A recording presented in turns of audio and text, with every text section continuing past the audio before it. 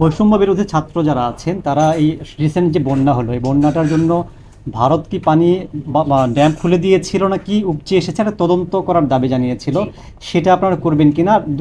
দ্বিতীয় হচ্ছে যে ফেসবুকে বিভিন্ন মাধ্যমে বলা হচ্ছে যে বাঁধের সামনে বাঁধ, বিভিন্ন কথাগুলো আসছে, এগুলো আপনারা আসলে কিছু দেখেন, আমার অবস্থানটা খুব স্পষ্ট। সেটা হচ্ছে যে বন্যাটা হয়তো হতোই, কিন্তু বন্যাটাতে আমরা বাড়তি কিছু প্রস্তুতি নিয়ে রাখতে পারতাম, জানমালের ক্ষতি হয়তো কমাতে পারতাম যদি আমরা আগাম একটু পূর্বাভাস পেতাম। সেই আগাম পূর্বাভাস পাওয়ার ব্যাপারে আমরা গতকাল সারাদিনই পানি ভবনে ছিলাম, সেখানে দেখেছি এর আগে উজানের দেশকে আমরা অনুরোধ করেছি। তো 2-3 দিন আগে দেখলাম সেখান থেকেও বলা হচ্ছে যে বন্যা মোকাবেলায় বাংলাদেশের প্রস্তাব নতুন করে বিবেচনা করার সুযোগ আছে। আর আমরা যেটা মোটামুটি একটা সিদ্ধান্তে এসেছি সেটা হচ্ছে যে আমরা বলবো শুধুমাত্র যে একটা দেশই আমাদের উজানে আছে তা তো না, আমাদের আরো দেশ আছে উজানে। সকল উজানের দেশকে আমরা বলবো যে জলবায়ু পরিবর্তনের এই প্রেক্ষিতে আমাদের জরুরি হয়ে গেছে এই তথ্যগুলো নিয়মিতভাবে আদান প্রদান করা। তা নয়তো বাংলাদেশে যে এতগুলো মানুষ মরে গেল, এই মৃত্যুর দায় নেওয়াটা আসলে খুব কষ্টকর হয়ে যাচ্ছে। না, অবশ্যই উজানের দেশকে আমরা এর আগে যে সিদ্ধান্তগুলো হয়েছে, এর আগে যে আমরা বলেছি সেগুলোর রেফারেন্স দিয়ে একটা চিঠি পাঠাবো। আরেকটা হচ্ছে যে আমি গতকাল একটা অনুশাসন দিয়েছি যে আমি নোয়াখালী এবং কুমিল্লা এই দুটা জায়গাতে যেতে চাই। কারণ ফেসবুকে একরকম লেখা হয়, তার মধ্যে অনেকটাই হয়তো ঠিক হতে পারে, আবার অনেক জায়গায় আন্ডারস্ট্যান্ডিং এরও ভুল থাকতে পারে। তো আমরা একটা গণশুনানি করতে চাচ্ছি যে যারা ক্ষতিগ্রস্ত তারা এসে একটু বলুক যে কোথায় বাঁধের কারণে, কোথায় মাছ চাষের কারণে, বা কোথায় তৎপরতা সঠিক সময় না হওয়ার কারণে তাদের ক্ষতি বেশি হয়েছে, বা আদৌ তাদের এরকম কোনো অভিযোগ আছে কিনা, এবং কিভাবে করে পানি উন্নয়ন বোর্ড কাজ করলে, কিভাবে করে উজানের দেশের সাথে আমরা যোগাযোগ রক্ষা করলে তারা মনে করেন বিষয়টা কার্যকরী হতে পারে। এখন এটা আমার তো একটা দৃষ্টিভঙ্গি আছে, পানি সম্পদ মন্ত্রণালয়ের একটা আছে, পানি উন্নয়ন বোর্ডের একটা আছে, বন্যা পূর্বাভাস এবং সতর্কীকরণ কেন্দ্রের একটা আছে। কিন্তু খুব জরুরি হচ্ছে যে মানুষের সাথে কথা বলে এই বিষয়গুলো চূড়ান্ত করা। সেজন্য আমি একটা গণশুনানির আয়োজন, মানে আত্মরক্ষার ক্ষেত্রে বাঁধের বিষয়টা যেটা আসছে এটা আসলে সরকার গুরুত্ব দিচ্ছে কিনা না আসলে আপনি যেটা বলেন যে আগাম তথ্য থাকলে প্রস্তুতি নিতে আমাদের সুবিধা হচ্ছে, সেক্ষেত্রে এই দেশগুলোর আগাম তথ্য দেওয়ার কথা তারা কি সেটা দিয়েছিলেন কিনা, যদি না দিয়ে থাকে সেটা কি তাদের ইচ্ছাকৃত নাকি এমনি? এখন আপনি জানার তো এটার একটা দাপ্তরিক প্রক্রিয়া আছে, এটা ফোন করে জানার তো বিষয় না, অ্যারেঞ্জমেন্টটা ফোন করে জানার মতো না।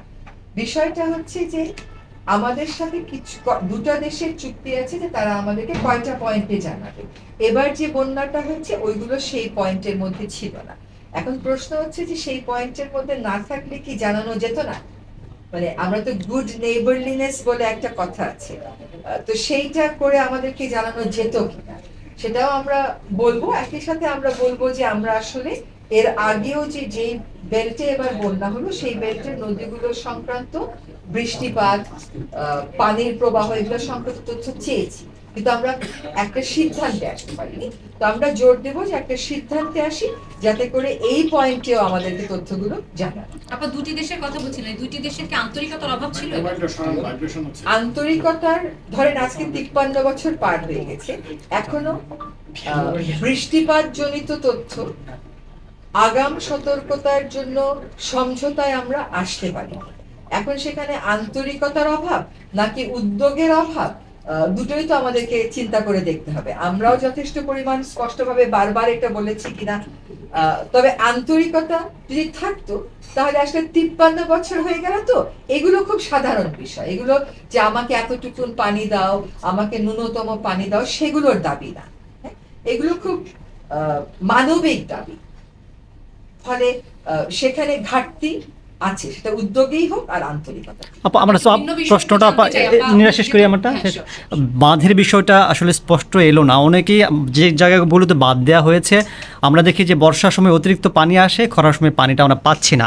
এই কারণেই অনেকেই প্রশ্ন হয় বাঁধ নিয়ে একটা সমঝোতা আসুক বা আলোচনার সমাধান আসুক, অথবা বাংলাদেশ একটা যদি সম্ভব হয় কাউন্টার বাঁধ দিক। আপনারা আসলে বিষয়টা কি চিন্তা করছেন সিরিয়াসলি? যদি আমি সিরিয়াস মানে সরাসরি যদি বলতেন। প্রশ্নটা যত সিরিয়াসলি করা যায় উত্তরটা তার থেকেও সিরিয়াসলি আমাকে দিতে হয়। হ্যাঁ, এখন কথা হচ্ছে যে পাবলিকের একটা পারসেপশন আছে, তার থাকবেই, কারণ পানির নিচে কিন্তু সেই গেছে, আমি তো আর যাইনি। হ্যাঁ, তো পাবলিক পারসেপশনটা কি, সামাজিক যোগাযোগ মাধ্যমে এটা একভাবে আসে।